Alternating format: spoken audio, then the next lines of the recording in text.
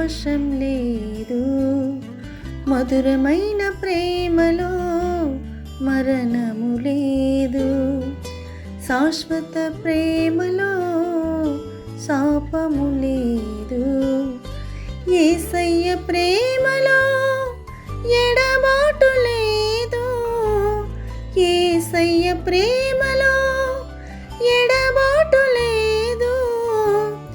అద్భుత ప్రేమలో అరమరిక లేదు. అద్భుత ప్రేమలో అరమరిక లేదు. విలువైన ప్రేమలో వంచన లేదు. కల్వరి ప్రేమలో కల్మషం లేదు. క్రీస్తునందు ప్రియులైన సహోదరి సహోదరులకు ప్రభుని యేసుక్రీస్తు వారి దివ్యనామమున శుభాలు. నూతన జీవిత అనుదిన దైవ ధ్యానము, దేవుని దైవిక జ్ఞానము. ద్వితీయోపదేశ కాండము 9వ అధ్యాయము 2 నుండి 4 వచనాలు. ఆ ప్రజలు గొప్పవారు, ఉన్నత దేహులు. వారు నీవు ఎరిగిన అనాకీల వంశస్థులు. అనాకీల ఎదుట ఎవరు నిలవగలరు అను మాట నీవు వింటివి గదా. కాబట్టి నీ దేవుడిని యెహోవా తానే దహించు అగ్ని వలె నీ ముందర దాటిపోవచ్చున్నాడని నేడు నీవు తెలుసుకొనుము. ఆయన వారిని నశింపచేసి నీ ఎదుట వారిని కూలద్రోయును. యెహోవా నీతో చెప్పినట్లు నీవు వారిని వెళ్ళగొట్టి వేగమే వారిని నశింపచేసెదవు. నీ దేవుడైన యెహోవా నీ ఎదుట నుండి వారిని తోలివేసిన తరువాత నేను ఈ దేశమును స్వాధీనపరుచుకున్నట్లుగా యెహోవా నా నీతిని బట్టి నన్ను ప్రవేశపెట్టినని అనుకొనవద్దు. ఈ జనముల చెడుతనమును బట్టియే యెహోవా నీ ఎదుట నుండి వారిని వెళ్ళగొట్టుచున్నాడు. ఇక్కడ మోషే దేవుని దైవిక జ్ఞానము మరియు దేవుడు ఎలా ఆలోచిస్తున్నాడనే దానిపై కార్యకలాపాల నియమాల గురించి, ప్రజల గురించి ఆలోచించాడు. ఇది ప్రజలు ఆలోచించే విధానానికి ఖచ్చితంగా భిన్నంగా ఉంటుంది. దేవుడు ఎంచుకున్న దేశంగా వారి ప్రాధాన్యతను వారు తప్పిపోయారు. కాబట్టి మోషే వారి కోసము దేవుడు నిర్దేశించిన ఉద్దేశాన్ని గురించి వారు ఎలా స్పృహ కలిగి ఉండాలో అన్నది అర్థం చేసుకున్నాడు. వారు ఎంత మంచివారు అనే దానివల్ల దేవుని రక్షణ మరియు దేవుని ఆశీర్వాదాలు వారిపై రాలేదు.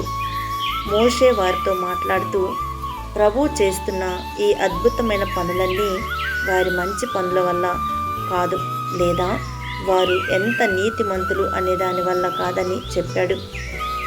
నా ప్రియమైన వారులారా, నీవు క్రీస్తునొద్దకు వచ్చిన రోజు నుండి ప్రభు నీయందు ఎంత మంచివాడో ఆలోచించు. దేవుని కృప మరియు ఆశీర్వాదాలు నీ స్థితిని గుర్తించి నిన్ను మరొక వ్యక్తిగా ఎలా మార్చాయో ఆలోచించు.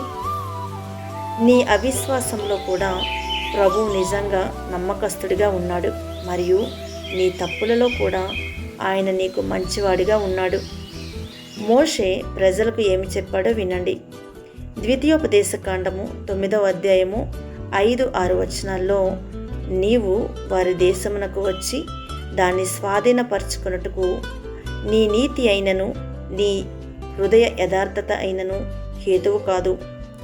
ఈ జనముల చెడుతనమును బట్టియే యెహోవా నీ పితరులైన అబ్రహాము, ఇస్సాకు, యాకోబులతో ప్రమాణము చేసిన మాటను స్థాపించుటకై నీ దేవుడైన యెహోవా వారిని నీ ఎదుట నుండి వెళ్ళగొట్టుచున్నాడు. మీరు లోబడినొల్లని వారు గనుక ఈ మంచి దేశమును స్వాధీనపరచుకున్నట్లు నీ దేవుడైన యెహోవా నీ నీతిని బట్టి నీకియ్యడని నీవు తెలుసుకొనవలెను. దేవుని నిబంధన అత్యంత ముఖ్యమైనది. ప్రభు వాగ్దానం చేశాడా? ఆయన దానిని తప్పక నెరవేరుస్తాడు. దేవుడు వారి ముందు ఉన్న దేశాలపై భయాన్ని ఉంచాడు మరియు వారిని నిరంతరము కాపాడాడు. మంచివారు మరియు సమగ్రత కలిగిన ప్రజలు కాబట్టి కాదు, కానీ దేవుడు ఎందుకు అలా చేశాడంటే ఆ దేశంలోని ప్రజలు ఎంత దుర్మార్గులో ఆ ప్రజల నుండి వారి భద్రత గురించి దేవుడు ఆలోచిస్తున్నాడు. ఆయన వారి పూర్వీకులకు చేసిన ప్రమాణాన్ని నెరవేర్చాలని నిర్ణయించుకున్నాడు. దేవుడు నిన్ను ఎంతగానో ప్రేమిస్తున్నాడు. ఆయన ఎల్లప్పుడూ మీకోసము ప్రతి అద్భుతమైన పని చేస్తాడు. ఆయన మిమ్మల్ని కాపాడుతాడు మరియు దయ చూపుతాడు. ఆమేన్.